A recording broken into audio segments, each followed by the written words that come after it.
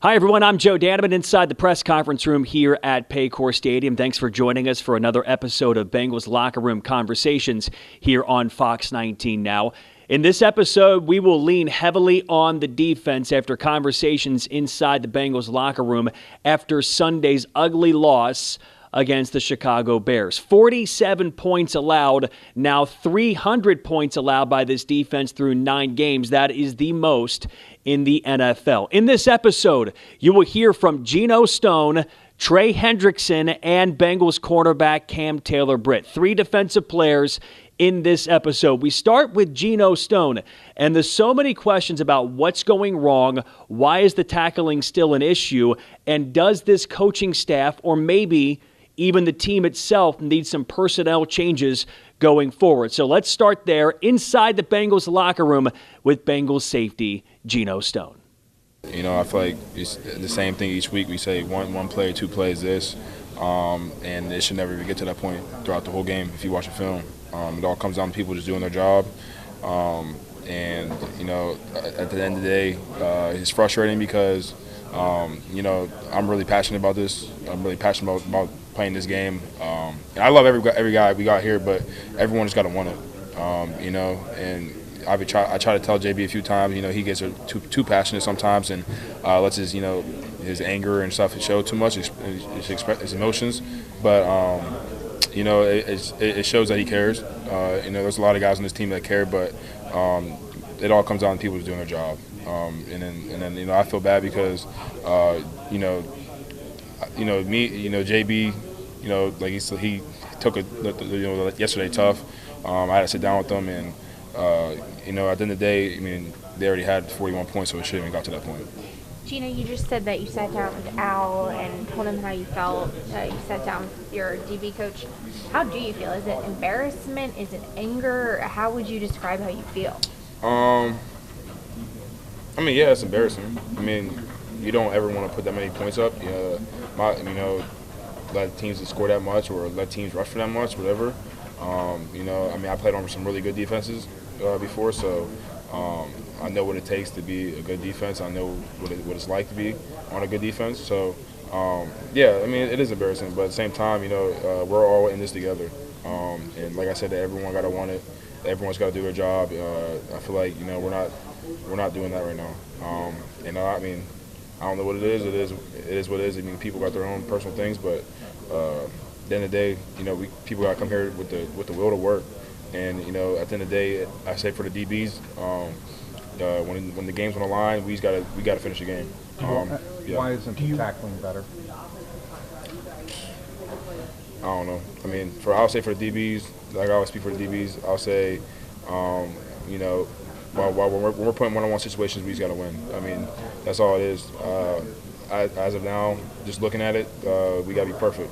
And that's the life we live right now, and that's what we got to do. So, you know, we make one mistake, and the whole world's going to blow it up, and it is what it is. So, you know, what I appreciate the guys, you know, I've been preaching today and Reese just last week, just we got to be perfect. I mean, no one's going to give a about it. So. Do you believe you guys have what it takes to turn it around defensively as a whole? Yeah, definitely. Definitely. I mean, I already talked to them. I think, I mean, they already work on the schemes and what they want to do. So, you know, I feel like we'll change what we'll be doing, and we'll see what happens after that. You know, I feel like people just got to, like I said, just do their job, and that's all I've really been doing. That's all I've been like really. You keep referencing like needing to want to do your job, and maybe that needing to be ratcheted up a little bit. Do you feel like there's not enough of that right now? No, I can't say that. I mean, I know everyone here wants to do their job, whatever, but it's just like the sense of urgency. I mean, there's some plays where, you know, everyone's playing fast, and there's some plays where people are just, you know, set behind. That's all it really is. And you know, I feel like, you know, our biggest thing is the run game. We just got to all be, you know, tuned into it. And you know, that's kind of the biggest thing we got to do. I mean, people are going to keep running the ball on us until we stop it, and we haven't stopped it yet. So, like I said, that's the biggest part. I'm saying people got to do their job. If you just look at it, you know, and we all work together. So, you know, at the end of the day, like I said, the DBs, we just got to get the ball down. That's all that matters for us. Now, I mentioned in the first part of this segment that the Bengals have given up 300 points so far this season. That's the most in the NFL. In fact, it's more than 40 points more than the second to last team. Now, the Bengals are playing without their best defensive player, and that's Trey Hendrickson. You could see it on Sunday when the Bengals had the lead in the final minute. He's their closer. He's the guy that seems to always make the big play, the big sack for the Bengals to close out a game. That didn't happen because Trey Hendrickson has been out injured the last 2 games. So, Trey Hendrickson now, a guy in the spotlight here in Cincinnati. Trade deadline, when will he be back, and what's he seeing as a team captain as this defense struggles now to try to figure itself out for the second half of the season?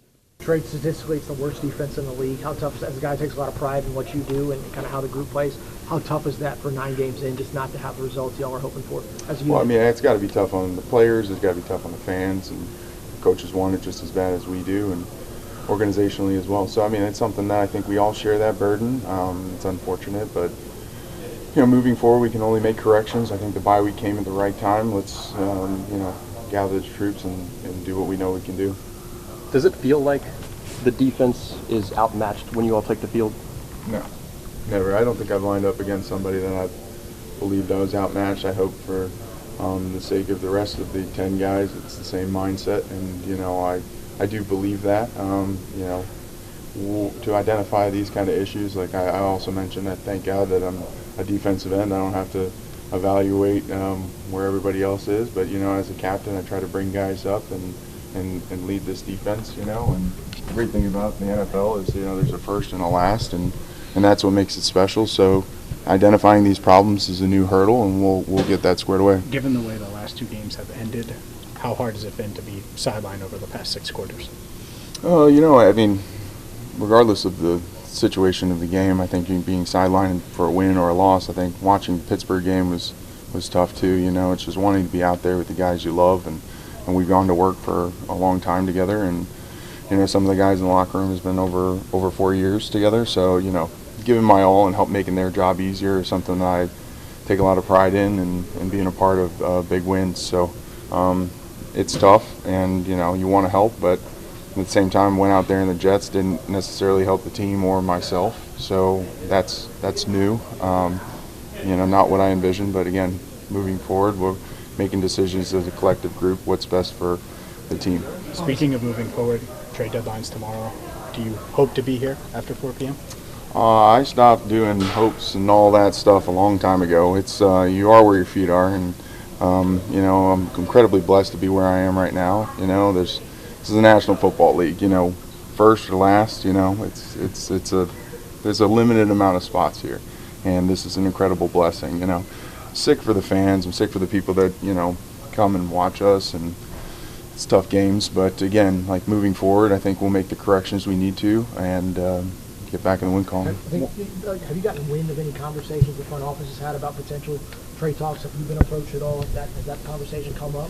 I don't think I've caught wind of anything over the last 5 years, so I don't expect anything anymore. So again, be where your feet are. Incredibly blessed, thankful for my Lord and Savior Jesus Christ to be here, and again, another bit of adversity with this injury, and overcoming that. Like, I'd like to see my opponent that's hitting me. You know, that would be nice. But again, you can always get what you want. Learn that too. Now for our final conversation inside the Bengals locker room. That is with safety Jordan Battle. He was the safety who had the shot there to bring down Bears tight end Colston Loveland on the final touchdown. He used his shoulders but didn't wrap up and make the play and make the Chicago Bears make a field goal to try to beat the Bengals on Sunday. That play, what's going on with the defense, and what about leadership? That's been such a hot button topic here with the Bengals defense inside that locker room. We cover it all with Jordan Battle now as we go back inside the Bengals locker room. What happened on that last play? Just got to wrap up, you know. Call. We got a good call, you know. The guys missed the line before the snap, you know, and then obviously when he catches the ball, just wrap up. Anytime get him on the ground, you know, and force him to, you know, kick a field goal. You know, the kicker wasn't kicking good, so he probably would have missed it. Were you just trying to go out there and just kind of draw the ball loose, right? What kind of? Yeah, just trying to look at your technique on the tackle. What would you like to have done a little differently? Yeah, just do more of a secure tackle. You know, instead of just trying to lay the big hit without wrapping up. You know, just secure the tackle and get him down. After the game, would you say he was misaligned? You said what? Did you say he was misaligned? I said it was probably some misalignment issues. You know, before the snap. You know, I didn't say me. I said just from the team perspective, you know, from the front to the back, you know, misalignments, you know, and then just, like I said, executing when he does get the ball, just going down and get him on the ground, you know, forcing him to kick a field goal. What went through your mind when you saw him obviously break your tackle and get into the end zone? What were you thinking at that moment? Like everybody probably felt, you know, sad, frustrated, you know, but move on from it, learn from it, go forward.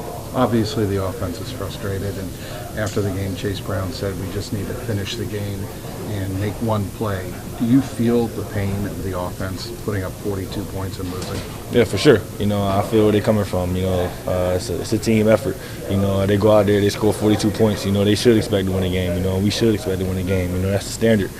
We should go out there, you know, be able to hold the offense to 1 or 2 stops. You know, that's all it's been stressing that for like the past 3 games. You know, just get that one stop for the offense. We just haven't been able to do that. Is there dialogue or conversation between guys on offense and guys on defense? I'm sorry, repeat that question. No, you're good. Is there dialogue or conversation like between the guys that play on offense and the guys on defense? Nah, not at all. You know, they handle what they can handle on their side of the ball, and we handle what we can handle on our side of the ball. We don't really, you know, try to cross paths. You know, we just try to do what we can do best. You know, for the team as a defense, and they try to do what they can do best for the team as an offense. Are you confident in this scheme and Al Golden's messaging at this point? Yeah, for sure. Very confident. You know, everything's been called. I feel like it's been put us in good positions. You know, to go make plays. We just got to make those plays. You know, and then when we don't have a great call for what the offense gives us, you know, we got to go and get the ball on the ground. You know, survive it down. You know, just play ball from there. We've seen your. Why do you think execution's been such a problem?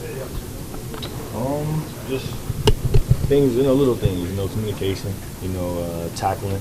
You know, the things we were harp on day one. You know, just go out there and, you know, play ball, play fast. You know, that's one of the main things we need to do, I think. You know, just go out there, play fast, you know, read and react, and then go make plays. So how was Zach today? Did he change his message at all today? How was he today? Maybe hit the other Mondays.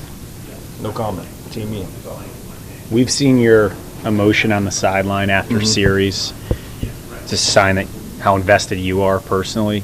Are you surprised there hasn't been more of that, considering the struggles over the last few weeks? No, I probably got to be kind of less of that, you know, more inspiring, you know, rather than going to the sideline getting frustrated and throwing my helmet. You know, I got to, you know, obviously do better, you know, than going to the sideline doing that. Obviously, guys on the team look at me as a leader, you know, on the team, so I got to stop doing that, you know, stop getting frustrated, you know, stop showing those signs, you know, and then be a guy that they can lean on and for inspiration, you know, when we need it. No game for the Bengals this week. They're on a bye this week. The next time they're on the field, that'll be at Pittsburgh in Week 11. What looks like on paper will be 5 consecutive games against playoff caliber teams, starting with in division at Pittsburgh against the Steelers in Week 11. Big challenge here for this defense to try to figure something out and play better football in the second half of the season.